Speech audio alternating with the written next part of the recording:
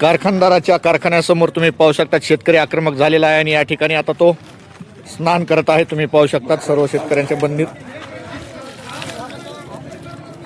शेतकरी आक्रमक झालेला आहे आणि तो आता या ठिकाणी कारखानदाराच्या समोर स्वतः आंघोळ करत आहे आणि त्याचा निषेध व्यक्त करत आहे. तुम्ही गेल्या 1 तारखेपासून पाहतायत हे आंदोलन आता पुढच्या स्टेपचं वळण घेत आहे. एकंदरीत पाहायला गेलं तर तणावाची स्थिती निर्माण झाली, परंतु कारखानदार मगरूर कारखानदार अद्यापपर्यंत नमतं घ्यायला तयार नाहीये. या कारखान्याच्या समोर आंघोळ करून कारखानदाराचा निषेध हा नोंदवला जात आहे. तुम्ही पाहू शकतात रामेश्वर मोकाशी जे आहेत ते आता या ठिकाणी कारखानदाराचा निषेध व्यक्त करत आहेत. घोषणा देणार आम्ही देशमुखच्या नावानं बाबा, साखर सम्राटाच्या नावानं मुर्दा बाबा, साखर सम्राटाच्या नावानं बोंबला. शेतकरी एकजुटीचा, शेतकरी एकजुटीचा, कोण म्हणताय देत नाही,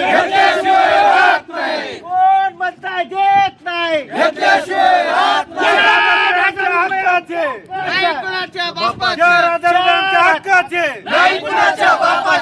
उचल 3,000 रुपये मिळालीच पाहिजे, मिळालीच पाहिजे,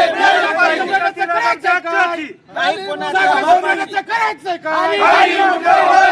का सम्राटाचं करायचंय का, उचल 3,000 रुपये मिळालीच पाहिजे, मिळत कशी नाही शेतकरी.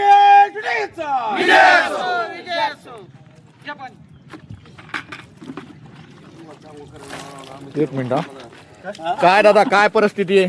काय नाही, आम्ही 3 दिवस झाले इथं बसलो, पण कोणतंही प्रशासन जे बीड जिल्ह्यामध्ये जे कारखानदारांनी निर्णय घेतला त्याच आमच्या युनिट 2 सायखेडा कारखाने यांनी पण निर्णय तात्काळ घ्यावा.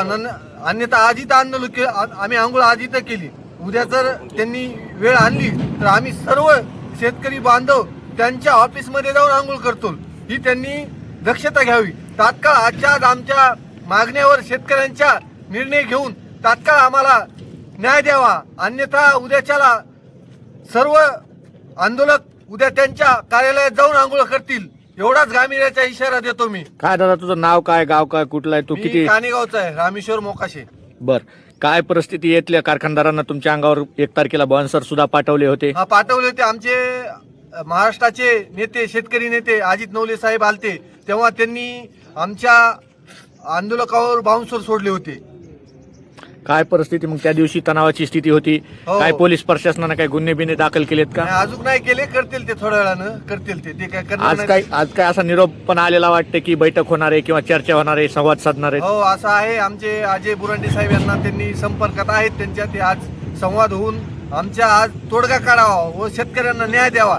अन्यथा आम्ही उद्याच्याला सर्व आंदोलक त्यांच्या कार्यालयात जाऊन आंघोळ करतो. हे याची गांभीर्याने दखल घ्यावी. काय आता आंदोलन पेटलेलं आहे.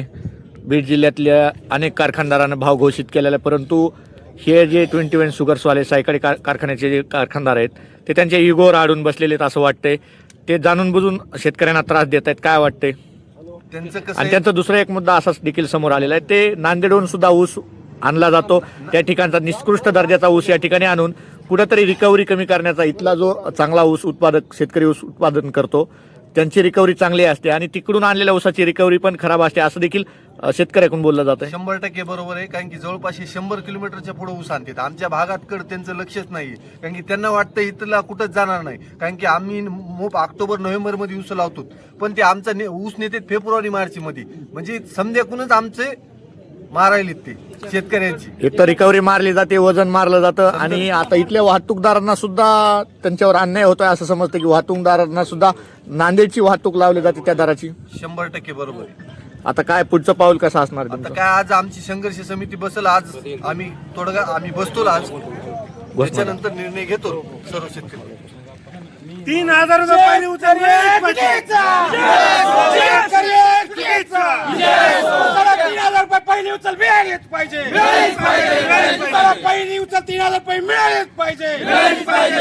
कोण म्हणताय देत नाही, कोण म्हणताय देत नाही रस्त्याच्या सम्राटाचं करायचंय काय रस्त्याच्या सम्राटाचं करायचंय काय